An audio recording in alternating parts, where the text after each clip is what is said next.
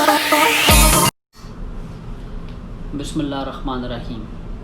آپ مجھے YouTube channel سے سن رہے ہیں، میں ہوں مرتضیٰ سید۔ میرا آج کا موضوع مملکت خداداد کے نظام پر ہے۔ جیسا کہ اس وقت ملک کے اندر ایک پینڈیمک ہے، وہ بے قابو ہے۔ LOC کے اوپر دشمن کے ساتھ بدترین کشیدگی چل رہی ہے۔ لداخ میں انڈیا اور چائنا ڈسپیوٹ چل رہا ہے، جو کہ ملک کے چاروں طرف ٹینشن چل رہی ہے۔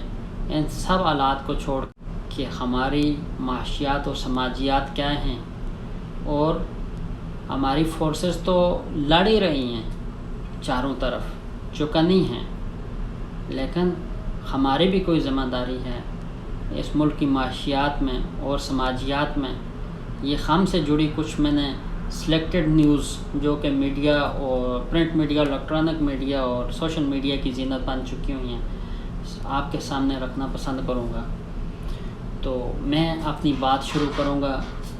امریکہ میں سیاہ فام شہری کی ہلاکت کو انسانی حقوق کی خلاف ورزی کے ساتھ ساتھ بربریت کا بدترین نمونہ قرار دیتے ہوئے پوری کی پوری امریکن قوم جو ہے اس وقت سراپا احتجاج ہے، تو دوسری طرف نسل پرستی کے خلاف دنیا بھر میں مظاہرے بھی جاری ہیں، جس میں کینیڈا کے وزیر اعظم بھی حصہ بن چکے ہوئے ہیں۔ تو پرتشدد مظاہروں کو لے کر جلاؤ گھیراؤ اور مظاہرین سے خوفزدہ ڈونلڈ ٹرمپ صاحب کی دوڑیں، جو سب کچھ سننے اور دیکھنے کو مل رہا ہے، ہمارے ہاں اس کا تصور بھی محال ہے۔ دنیا بھر میں نسل پرستی کے خلاف فلک شگاف آوازیں بھی سراپا احتجاج ہیں۔ مملکت خداداد میں کیسا نظام چل رہا ہے؟ کرۂ ارض پر شاید ہی کوئی ایسا خطہ ہو جہاں آئین سے لے کر قوانین، سماجیات سے لے کر معاشیات تک، اخلاقی قدروں سے لے کر مذہب اور عقائد تک، سبھی کو بگاڑنے میں ہمارا کوئی ثانی نہیں۔ ملک کے طول و عرض، کراچی سے خیبر، خیبر سے کشمیر تک، ڈھونڈے کوئی مائی کا لال نہیں ملتا جس کی سون دی جا سکے، جس کی قسم دی جا سکے کہ اس نے حق کے حکمرانی ادا کیا ہو۔ ایسے ایسے دل خراش اور اوسان خطا واقعات تواتر کے ساتھ صبح و شام دیکھنے اور سننے کو مل رہے ہیں۔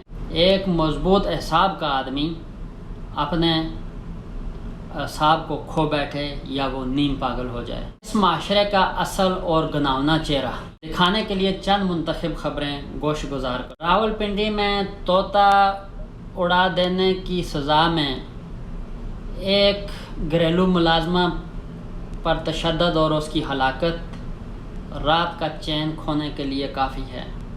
لاہور میں خاوند اور بچوں کے سامنے ایک خاتون کے ساتھ اجتماعی زیادتی دن کا چین کھونے کے لیے کافی ہے۔ چند روز قبل کراچی کی سڑکوں پر دو بہنوں کے اکلوتے بھائی کا لبے روڈ گولیوں سے بھون دینا، اور لاڑکانہ میں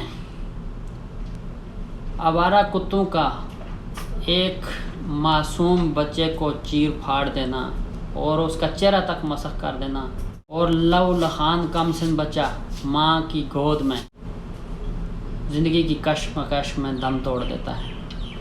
میرے علاقہ سے تعلق رکھنے والے محمد خان کیانی کے بیٹے شاہ نواز خان کیانی کا قتل، ملزمان تو گرفتار ہیں، لیکن اصل محرکات کی طرف کوئی نہیں جا رہا، کوئی ایسی تفتیش نہیں کی جا رہی، کوئی ایسی گرفتاری عمل میں نہیں آ رہی کہ اس کے اصل محرکات کیا ہیں، یہ سیاسی قتل کس نے کیا ہے، کون ہے اس کے پیچھے، کون ہے اس کا ذمہ دار۔ ریاست کے بڑے بڑے جناب وزیر اعظم راجہ فاروق حیدر خان صاحب اور پیپلز پارٹی سینئر قیادت اس جنازے میں شامل تھی۔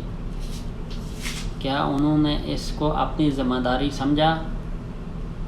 کیا وہ اس قوم کے سامنے اس قتل کو لے کر آئیں گے کہ اس کے پیچھے کون ہے؟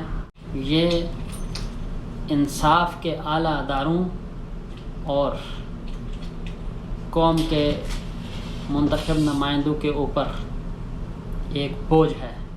کھٹیاں بالا کے رہائشی امتیاز حسین نقوی کے معصوم بچوں کے ساتھ زیادتی، ان کے ملزمان کا گرفتار ہونا، قانون پاس کیا گیا زیادتی کے اوپر سزائے موت کا، کیا اس پر بھی عمل درآمد ہوگا؟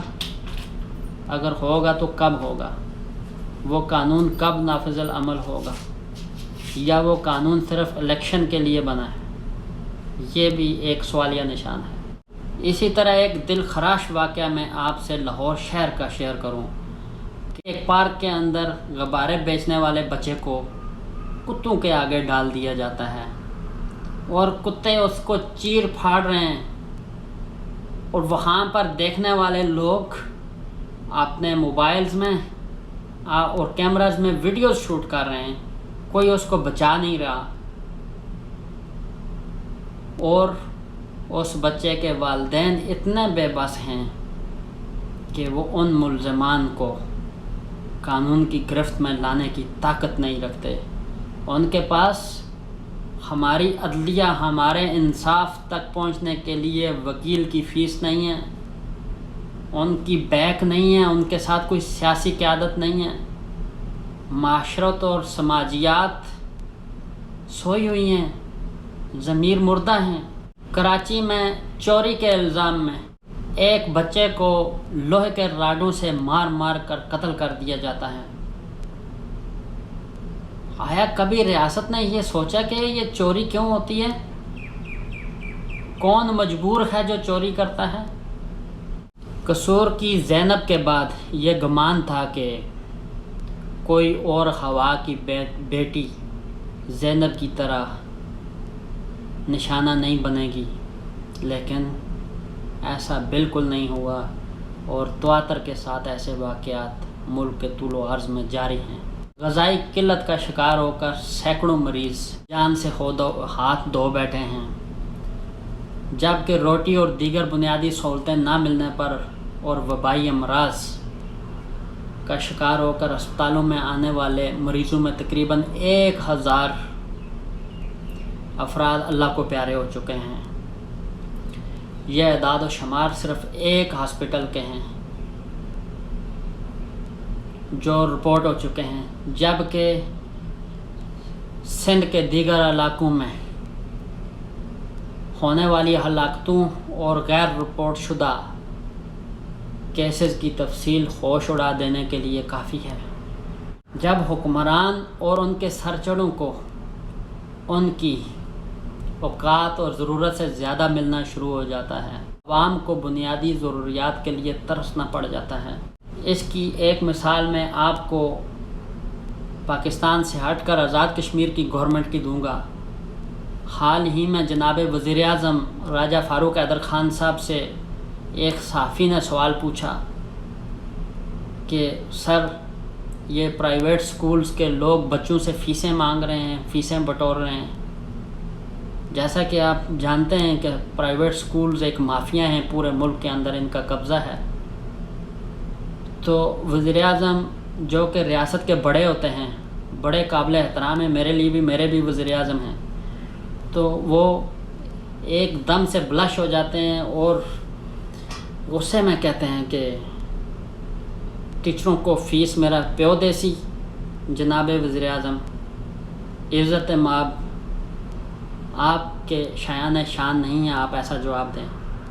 ریاست ماں کی جیسی ہوتی ہے، آپ کی اپنی ذمہ داری ہے۔ آپ اپنے گھر کا کرایہ تو وصول کر لیتے ہیں،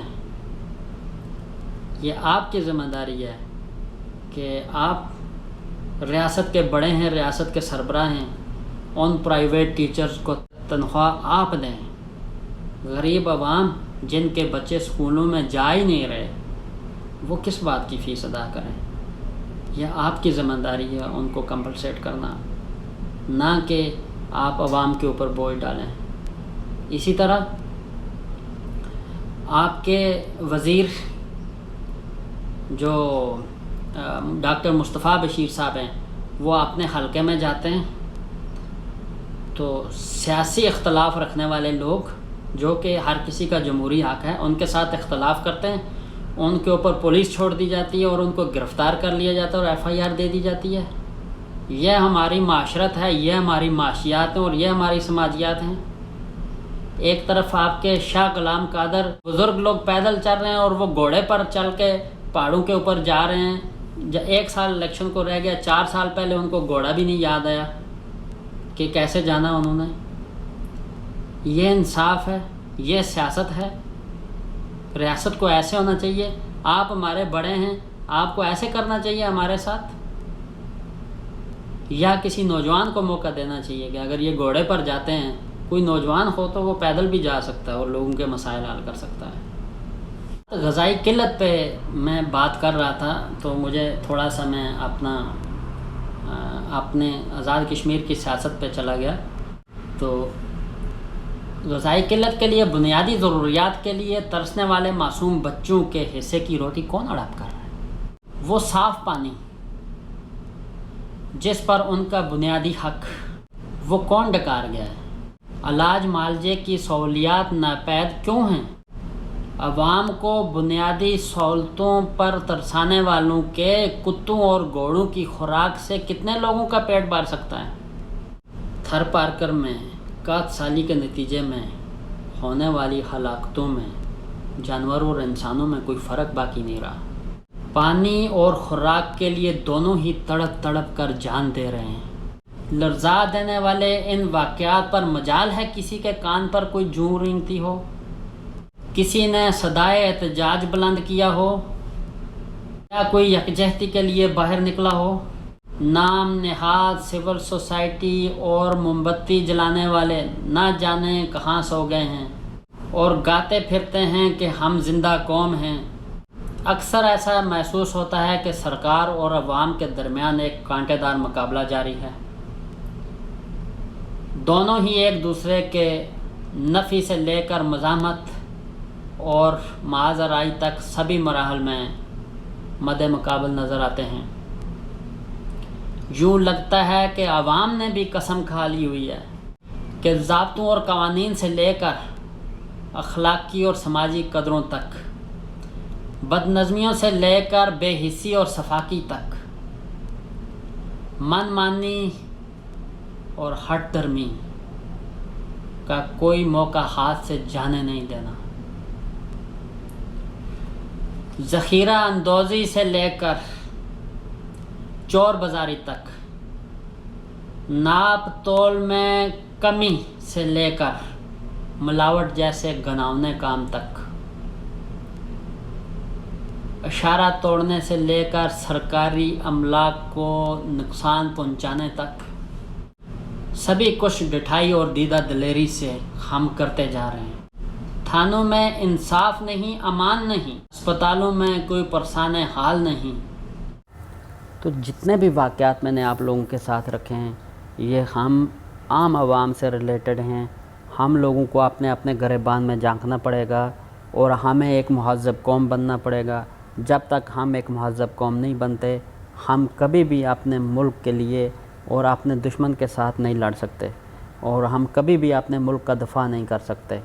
ایک مہذب قوم ہی اپنی ملک و قوم کا دفاع کرتی ہے۔